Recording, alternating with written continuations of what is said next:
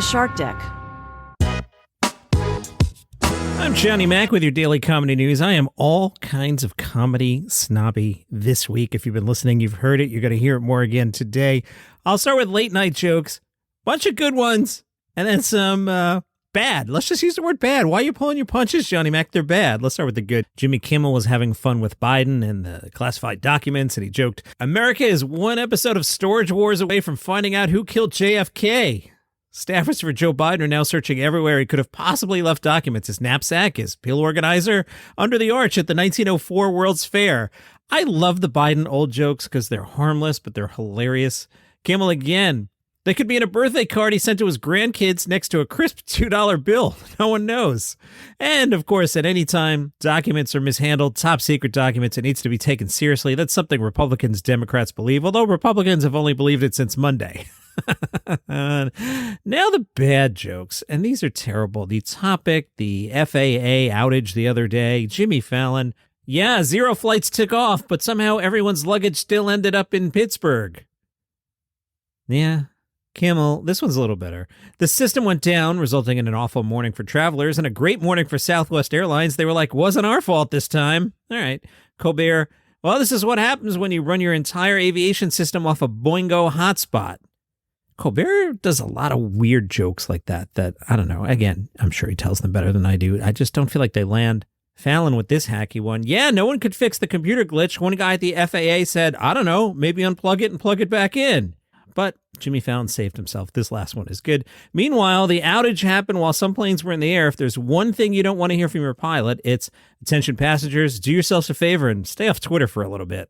The Hollywood Reporter caught up with Kevin Hart. Now, the transcript of Kevin, I'm having a little trouble following it. This is not a dig at Kevin. I'm really interested in the story. But what you're hearing right now is my third attempt to do the story because I keep tripping over the way the transcript reads Kevin's words. So I'll read them verbatim and see if you could follow along. Kevin said, Dave Chappelle has made me and Chris Rock feel stupid at times when it comes to our choice in material. All right, great topic. That's why I'm interested. Kevin says, we have watched Dave in our earlier stages of just working on our set. We would spend time at the cellar, and one would come, and we would all go, and Dave would go up, and me and Chris had just went up, and we were happy about our material. That's the sentence that isn't working for my brain. Kevin continued, there's been times where we've looked at each other, and we balled our papers up and said, we got to start over, not because of jealousy or envy, because we challenge each other. We want the best for not only each other, but for ourselves. Love it. Kevin was on Jay Shetty's pod, and he said, the biggest drug, it's not cocaine, it's not heroin, it's fame. Anything you want, everything you want, it's a thing. And if you can't handle this thing, the consequences attached are severe. You know you? And are you okay with you? If you're not, it'll break you. By the way, for Monday's show, I've got a bizarre Kevin Hart story for you. Ricky Gervais has shared his, quotes, frustration after fans were turned away from his show in York the other night. Why? Apparently they had purchased tickets from resale site Viagogo. Hundreds of fans reportedly refused entry to see Ricky Gervais after duplicate tickets the previous evening led to overbooking. Uh-oh. Maxine Gordon was a reporter for the York Press and was quoted by the York Press. Maxine said, when me and my husband turned up at the York Barbican, that's the theater, at 7:20 for the 7:30 show, there were hundreds of people still queuing to get in. Well, time out.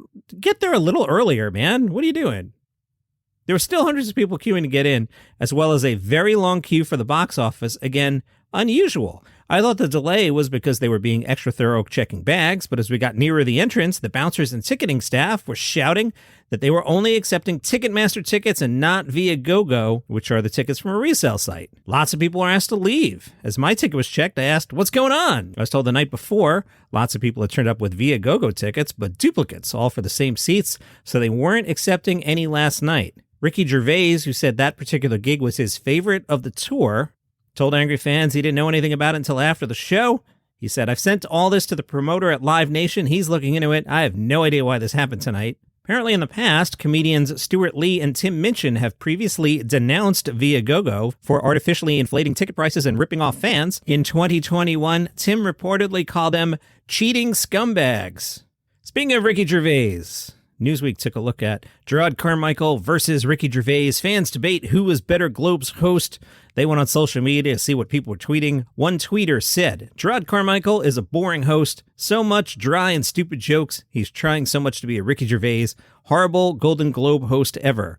I believe that tweeter dropped a word there. It happens. I do it. On the other side, somebody wrote, Gerard Carmichael is giving a master class on how to evolve what made Ricky Gervais a great host while maintaining that he's still punch up. I'm sure the Globes will want to wait to see the ratings, but I'd sign him to a multi-year contract if I were them. Well, second tweeter, you're just wrong.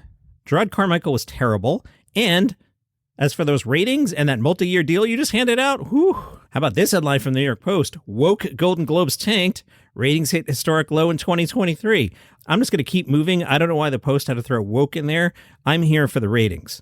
6.3 million people, according to Nielsen, watched it. For comparison, in 2021, the broadcast drew 6.9 million, while 2020 boasted 18.3 million viewers. Let's see who hosted those years. The 2020 was Ricky Gervais. The 2021 was Tina Fey and Amy Poehler. The Golden Globes, if they want this to be a thing and NBC wants this to be a thing, back up the truck and get Ricky back in there. Now, the Daily Mail says last year, Ricky Gervais revealed that he told bosses never to ask him again for fear he'd cave in and say yes to hosting. Ricky said, the Golden Globes could offer me $10 million for 10 minutes work, and I'd be an idiot. I'd be a liar to say I wouldn't consider it. But at the moment, given I've done it 5 times, it got better and better for me. I enjoyed them all, but it got better, and I'm planning to never do it again. I've asked them not to ask me because I could be persuaded that's true. You know, it's not a principle. Good, honest answer. Back up the truck. I'm still disappointed Chris Rock isn't hosting the Oscars. That was totally the move. Come on. It's entertainment, people. We all want the sideshow. Let's all be honest. We all want the sideshow. Chris Rock hosting the Oscars was the move. HBO Max has dropped the first 2 episodes of Velma. That suddenly showed up yesterday. I don't think anyone was expecting it from what I'm reading on the interwebs. So this is the Mindy Kaling Scooby-Doo-ish series. It's like Scooby-Doo. My cousin says it's a prequel. I guess a couple tweaks. The characters are a little different. We now see the show through the eyes of Velma, voiced by Mindy Kaling. Fred is voiced by Glenn Howerton. Playing Fred is kind of a pompous, white, good-looking jackass character. You've seen this in movies, yes. The one I can't figure out is Shaggy is now named Norville.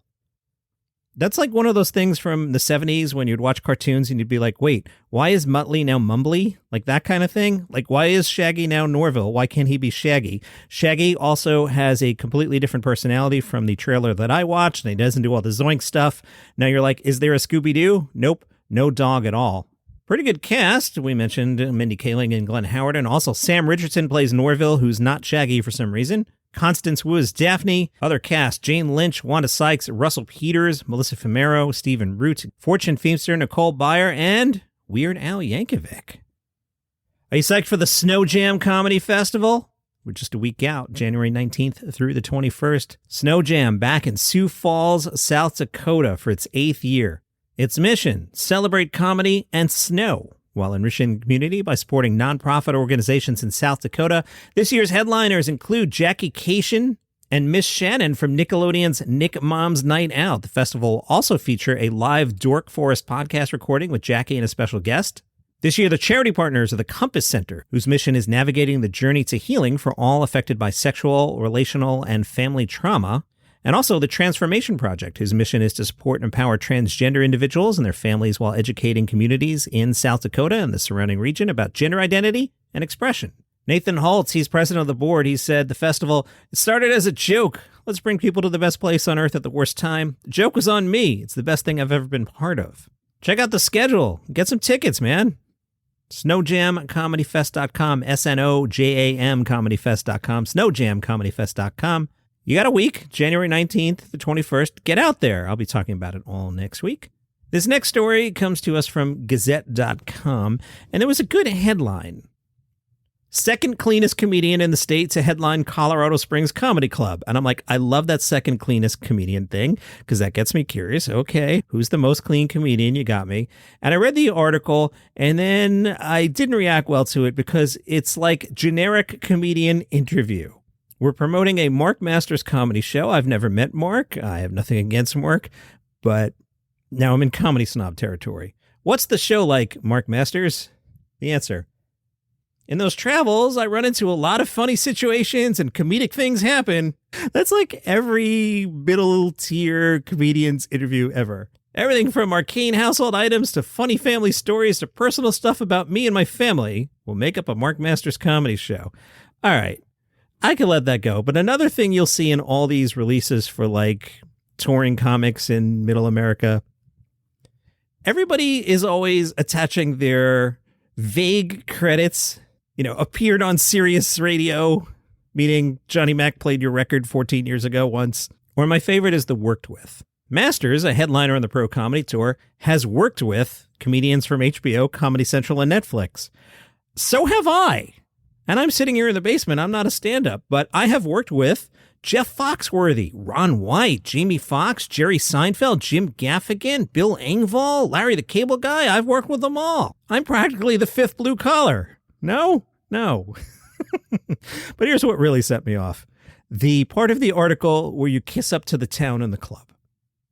I love Colorado Springs, Olympic City, USA. They're the best. Great audiences. That's right.